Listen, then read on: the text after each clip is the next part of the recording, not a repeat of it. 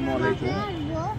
আজকে আমরা এসেছি খুলনা বিজ্ঞান ও প্রযুক্তি বিশ্ববিদ্যালয়, সংক্ষেপে কুয়েট নামে পরিচিত। খুলনা শহর থেকে 15 কিলোমিটার দূরে অবস্থিত খুবই সুন্দর সাজানো গুছানো মনোরম দৃশ্য এবং প্রাকৃতিক সৌন্দর্যে ঘেরা একটা ক্যাম্পাস। এখানে শুধুমাত্র ইঞ্জিনিয়ারিং যারা পড়তে আসে তাদেরকে ভর্তি করানো হয়। আজকে ছিল এই বিশ্ববিদ্যালয়ের ভর্তি পরীক্ষা, যেখানে হাজার হাজার মানুষ, লক্ষ লক্ষ মানুষ বললেও ভুল হবে না। এত মানুষের সমাগম দীর্ঘ 4-5 বছর যাবত এখানে ঘটে না, কারণ এর আগে বিশ্ববিদ্যালয়টা ইঞ্জিনিয়ারিং কলেজের গুচ্ছ পরীক্ষার নিয়ন্ত্রণাধীন ছিল। এই বছর আবার নতুন করে ভর্তি পরীক্ষা চালু হওয়ার কারণে এখানে এত মানুষের সমাগম দেখতে পাওয়া যেতেছে। আর এই ক্যাম্পাসটা খুবই পরিপাটি।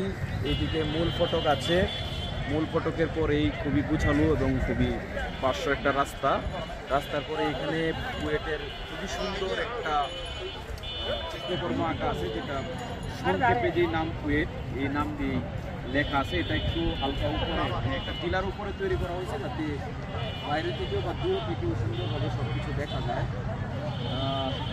আমরা পুরো ক্যাম্পাসটা ঘুরে একটু দেখবো। এখানে যেহেতু আমরা মূল ফটকের পরে আমরা এখানে লোগোটা দেখলাম, এরপরে আমরা যাব সামনের দিকে, সেখানে স্মৃতিসৌধ আছে।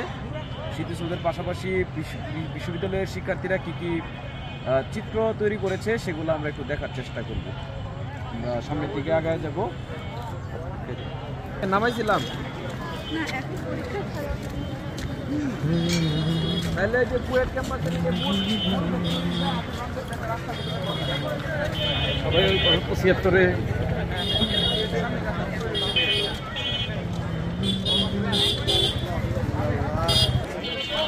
ভর্তি পরীক্ষার এই দিনে এখানে হাজার হাজার মানুষের সমাগম। পাশে থেকে ওই যে সামনে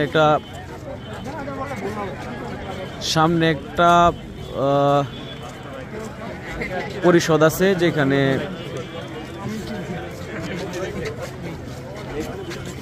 যারা ভর্তি হয় তাদের ক্লাস হয়। এখানে এত মানুষের মাঝে আসলে ভিডিও করা খুব দুষ্কর হয়ে যাইতেছে। আশেপাশে যে মানুষ আছে অনেক বেশি।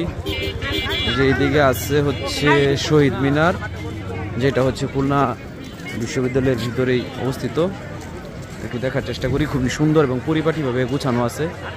এটা হচ্ছে শহীদ মিনার, মূল শহীদ মিনার। এখানে অনেক শিক্ষার্থী মানুষের ঢল, হাজার হাজার লক্ষ লক্ষ মানুষ এখানে আছে। এত মানুষের ভিড়ে আসলে কাকে রেখা কাকে দেখাবো সেটাই তো বলা মুশকিল। এর ফাঁকে আমি একটা ভিডিও করতেছি, সবাইকে দেখানোর চেষ্টা করতেছি। এখানে আসছি যাতে শহীদ মিনার, এটা হচ্ছে শহীদ